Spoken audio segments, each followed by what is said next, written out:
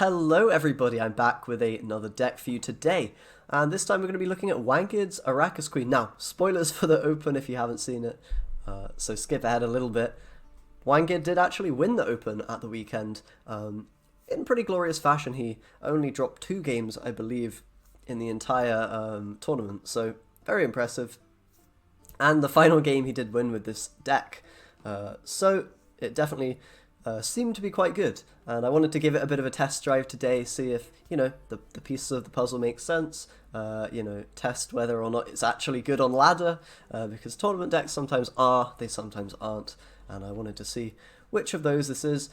I have seen a lot of the new card reveals, of course, guys. Very exciting stuff on the dev stream sort of thing that was going on during the Open. I will, of course, be touching on those, covering those, along with the community revealed cards that have been shown today. I'll do that tomorrow, I suppose. But for now, let's talk about this deck a little bit and then jump into some gameplay as we always do. So, what is the idea behind this? Well, it is to play kind of a value-based Deathwish sort of Arachas Queen deck. You're not playing, you know, meme kind of combos like the Vran Warrior and stuff like that, you know, with Forktails maybe. Instead, you're just going for value with Deathwish, with Griffins, with Cyclops, getting points on that Arachas Queen ability by, you know, eating the drones, eating 1-point units, destroying your Harpy eggs, Arcspore, Ancient Foglets, and you have Babagazis to help as well with that. And you're kind of, yeah, getting that real Deathwish power combined with the Arachas Queen passive, and she allows you to kind of set up Arch Griffins a little bit more easily and whatnot. Cyclops is a bit of removal, which is nice. You have Crones, of course, for huge tempo and kind of finisher value, a bit of removal and you know, utility as well.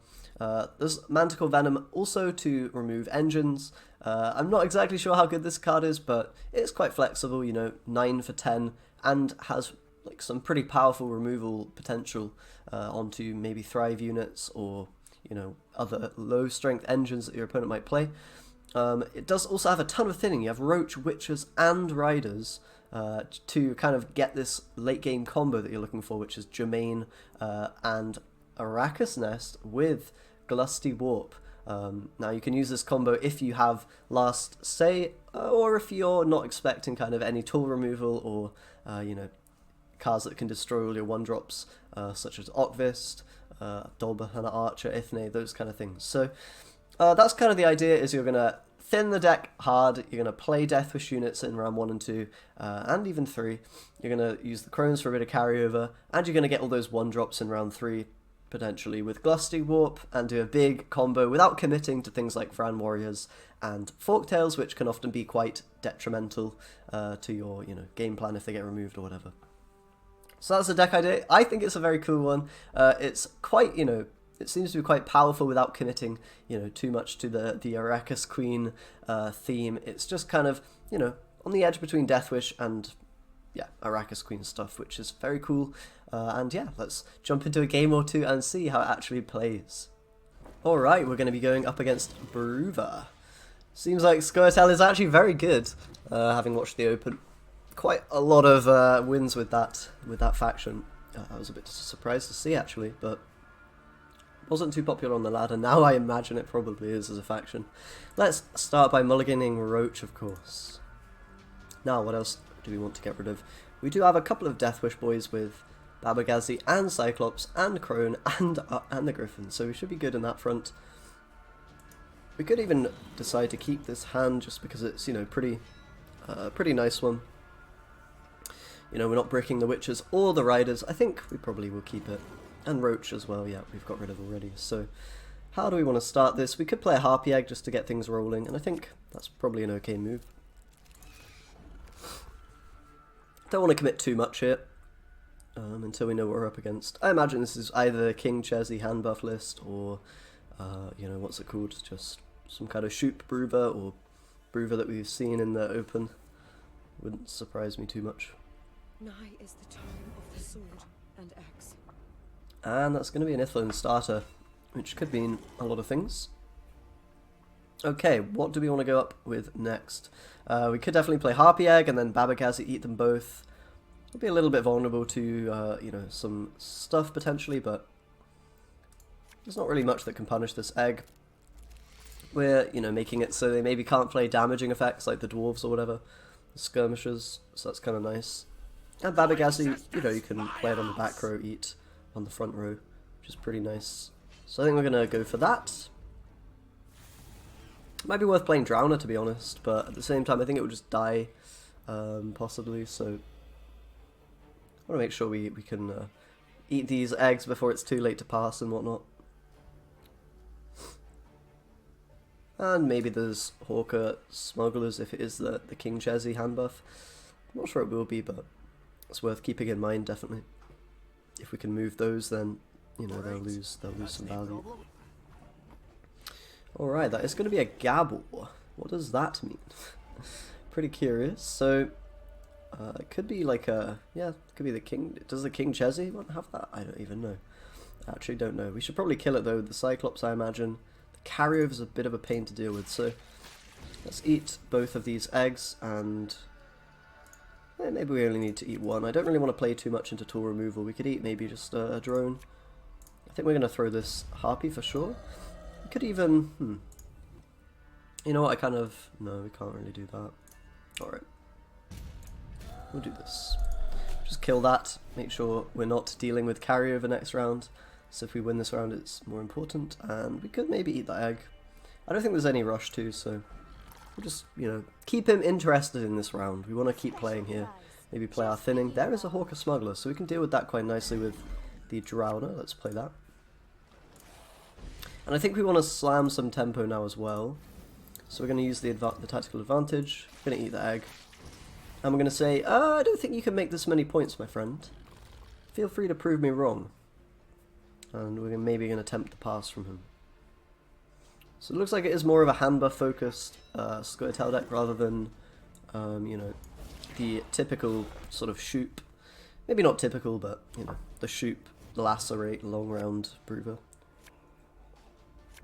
Or indeed Crushing Trap, you know, variation. Could be that, but I don't think it is. Let's get rid of the Rider, and I think we've got to keep this hand. We have a little bit too many bricks in the deck right now. Roach, the Witches, and the Rider. So we can definitely push quite hard here. Maybe play Riders first. Maybe even play Foglet and Brewess this round. We could also save them for later. We've got Glusty in hand, so we need to just thin and find that kind of finisher combo with Nest, Jermaine. One of those, ideally. Or both. And of course we have the leader charges as well to go with that, so... should be quite nice. Manticle Venom deals with those, but let's play Witches first. Now that's the kind of negotiating I understand. I think with Roach this will be more than enough tempo to not, you know, give the opponent a card. Maybe if they use Brooder charges, but at that point we might even be encouraged to push a little bit harder. This Brooder player will definitely have a decent long round with the hand buff, with the dwarves that boost themselves sort of stuff. Sheldon as a finisher. And you know, having last say with Glusty is probably going to be really good, but we do need to kind of, you know, make sure that we're not playing too hard into all the removal. So that's going to be a Hawker Smuggler. We could just play maybe an Ancient Foglet here. It's unlikely they'll get ahead of this. I don't mind just passing here though. We're going to have to deal with a couple of long round cards, but we're going to deny a bit of carryover just by taking a pass. And we'll get an 8-point card, so I think we do it. It's going to be quite a long round, which might not be great for us, but at the same time we might get a lot of drones on the board for Glusty and, you know, be able to set that stuff up. Oh, okay.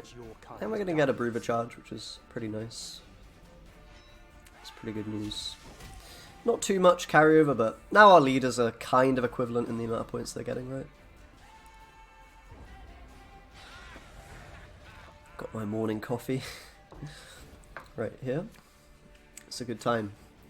Alright, Jermaine in hand. We have the Nest as well. That's really awesome. Now, do we want the Crones? That might be something that we're looking for. I think we can maybe get rid of the Brewess. She's not the best Crone. It is kind of worth 7 points if we, you know... But I do like the Foglets with the Glusty. That's going to create a really insane like tempo finisher, right? Let's get rid of the Crone and the Arcsport. And we'll just, you know, use the one Crone. It might be good to keep them both, but I think it's fine.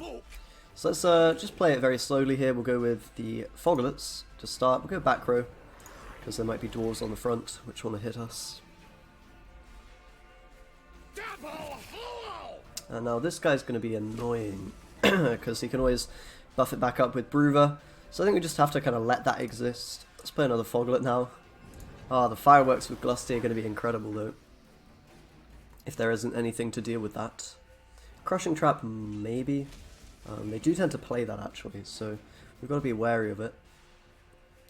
I don't think that'll be a Crushing Trap. I think that's more likely to be a Mahakam Horn though, so I think we can probably safely play, you know, maybe an I don't know, the thing is we don't want to play these until the very end, right?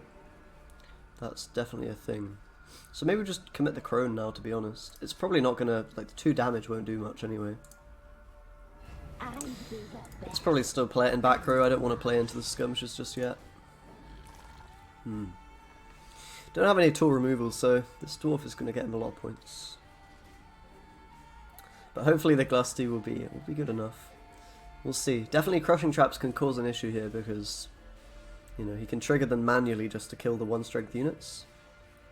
And if they don't do that, then they can still, you know, cause problems just by clearing a row up after we've swarmed with Glusty. I guess the Queen, you know, active ability will be quite good with Glusty, like, no matter what, but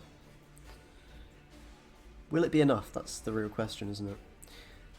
Hopefully Manticore Venom's not too awkward here. The thing is, I don't want to eat the Foglets, really, because they're kind of protection from all sorts of stuff, right? That we cannot really deal with, unfortunately. We could probably just go with a Manticore Venom here, I suppose. I guess it's not too bad. We miss a point, but at least we're kind of delaying a little bit. Right now there's not a Kyrenex target. We can't clear that up, unfortunately, but, you know. I imagine this will be pretty close. We'll have to see.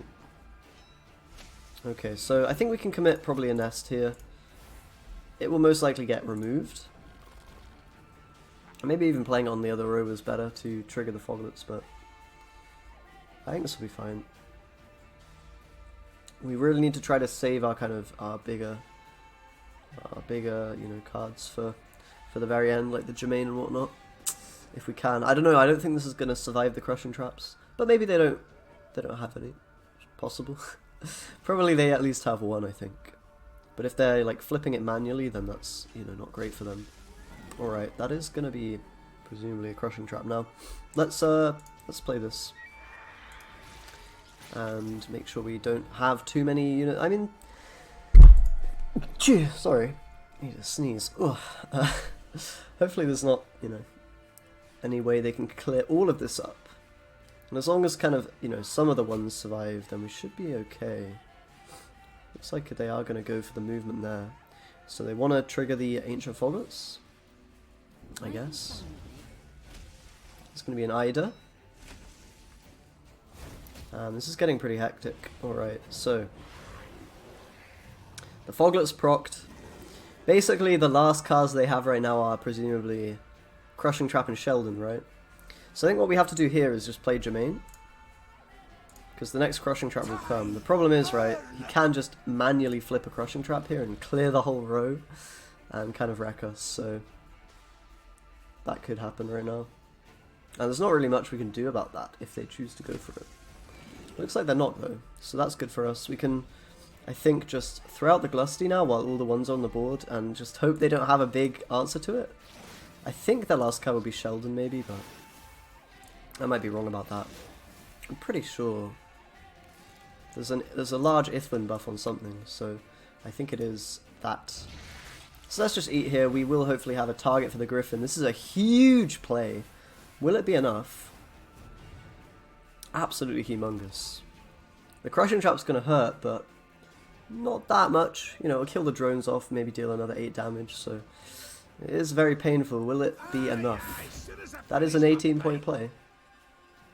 I think we probably are dead, because the horn in the back is also hurting big time. That's just a bit of an unfortunate matchup, I think. Damn.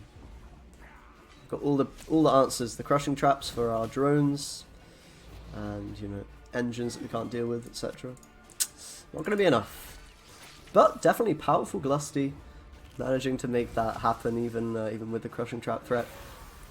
think Brewer's probably a tough one for this deck for sure. Let's see if we can win one and jump into another game. Alright, looks like we're going to be up against more traps, more Square Tail. I think this faction will definitely be a lot more prevalent after the open. Just seem to have a very, very good showing. Very powerful. Anyway, what should we mulligan here? Maybe a Babagazi. I think we need 2 of those. We could probably get rid of an Arc Sport or just hold on to this hand. Again, we just don't want to brick round 1 really with our thinning options. Pretty nice if we can get rid of those, you know, without too much difficulty. Let's get rid of the Arc Sport though. I'm not really feeling that. I'll keep the rest. So, Eldain, what do we want to start with? Probably just Riders, I think. That should be okay. Now, typically they won't have the Dwarves in an Eldain deck, I don't imagine, but we're definitely going to need to push quite hard, I think, against sort of all the shenanigans Eldain can put out. Might have been a similar deal against, you know, the last opponent, but didn't push and it didn't work very well. Let's play the Drowner here. I think there's not going to be any movable targets here, so just get it down immediately and get the Thrive going. Should be good. Or it gets removed, that's quite a likely possibility as well. Let's play a Foglet here, I think. Get some Deathwish value from that. We play Griffin this round. To, you know, push some tempo, push some strength. We could even play Crone, I suppose, as well to, you know, buff the other ones that are in deck. That could be quite powerful. And save the big Archgriffins for maybe round 2 or whatever, where you wanna pressure. I think I like that a little bit more as an option. So I assume that's an Incinerating Trap. We can probably counter that quite nicely with Lambert here, so let's go for that. It will kill the Lambert, but not, you know, prevent the deploy effect of the Witches coming out. If it is a trap, which I guess it's not one of those. Maybe it's a Crushing Trap. Or a Horn, could be either. But we'll get that thinning done. Set the deck up nicely. We can even go maybe, you know, pretty heavily in round 2 with sort of Nest, Jermaine, maybe other things, Glusty. We can maybe commit all that stuff round 2 to try to bleed instead of, you know, hoping that we'll survive round 3. That didn't work too well in the last game. I think with this deck you need a pretty short round 3 to be winning. So we'll try to get that. Summoning Circle just going to do a bit of thinning and presumably Crushing Trap value. Alright.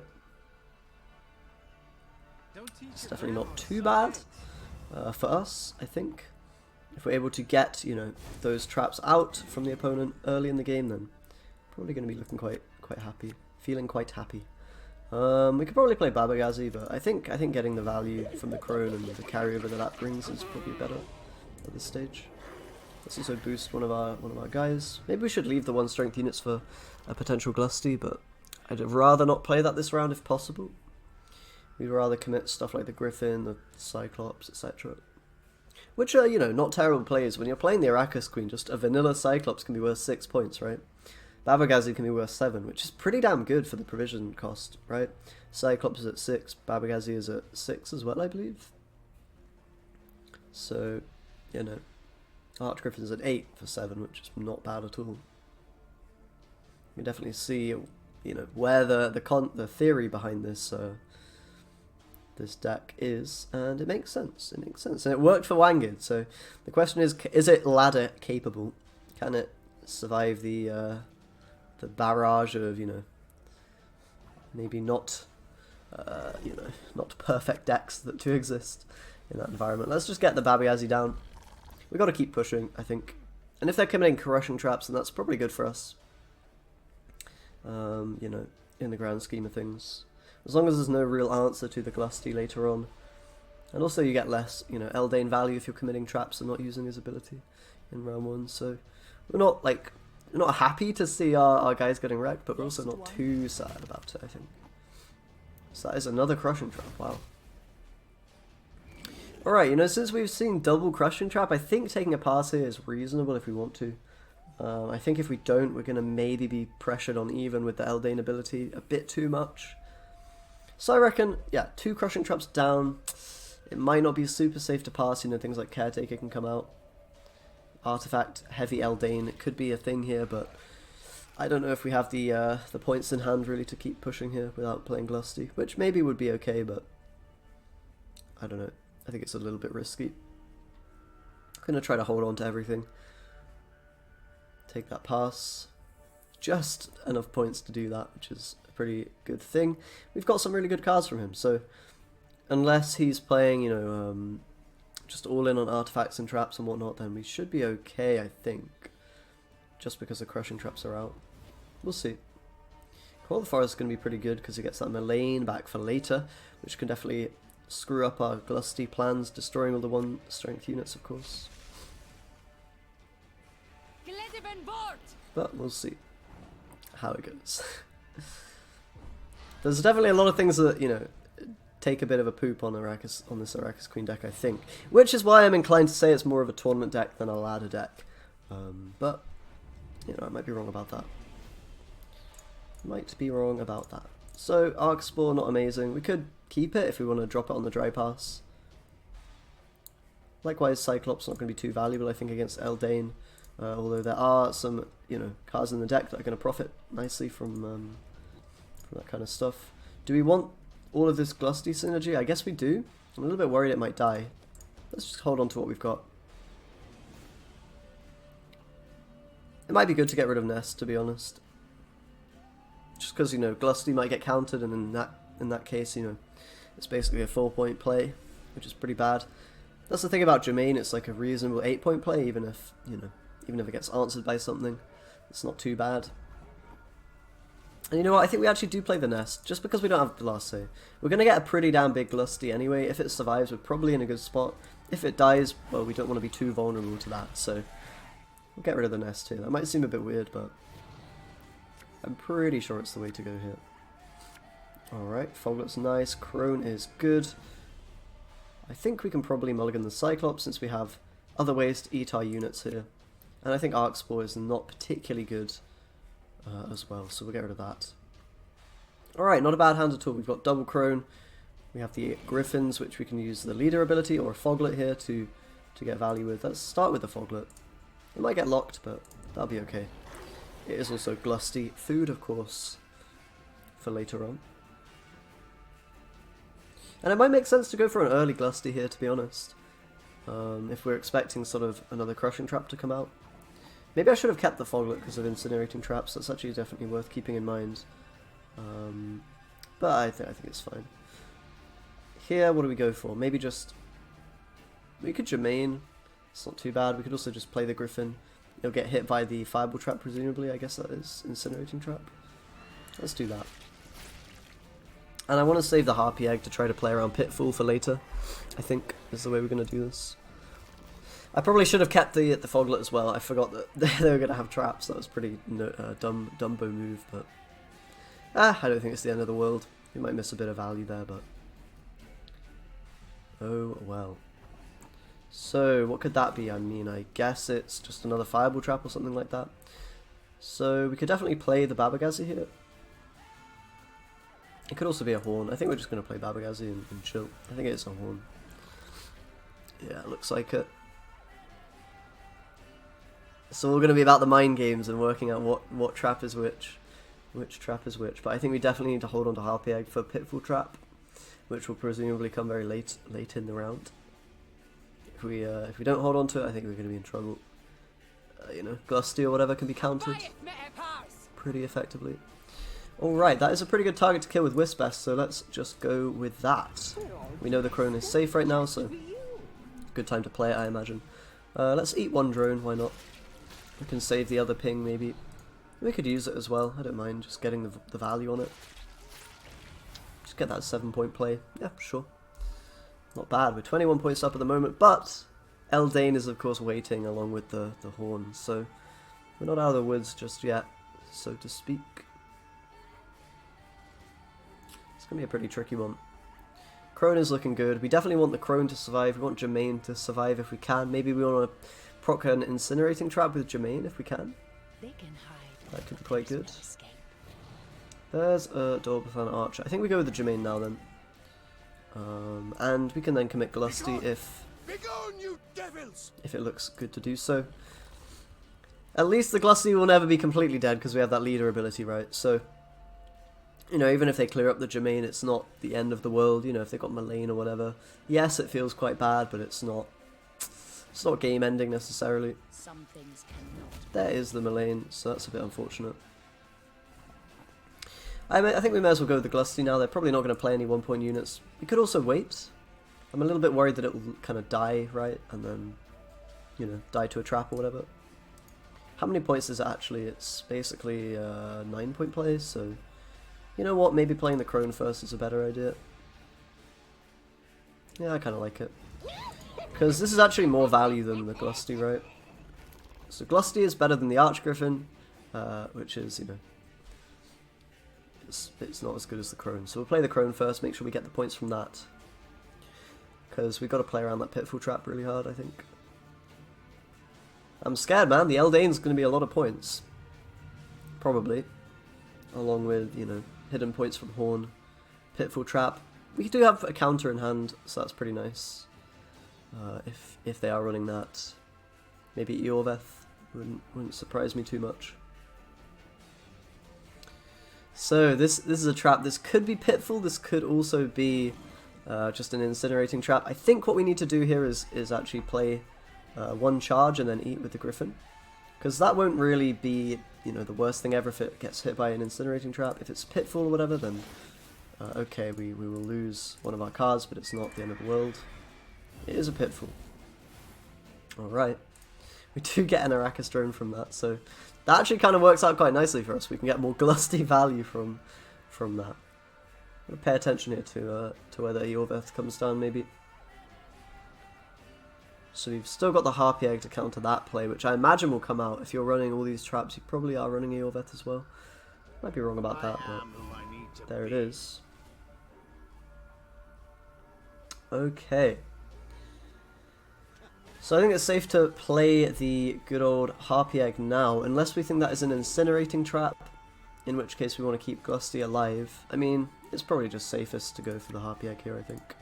It will die either way, and it will give us more food for Glusty, giving us another drone. I think this matchup's a lot better than the last one, right? They are playing only, you know, a lot of traps that give us value in a way. Alright, that's a Villain Tretenmerth. Pretty damn scary, to be honest.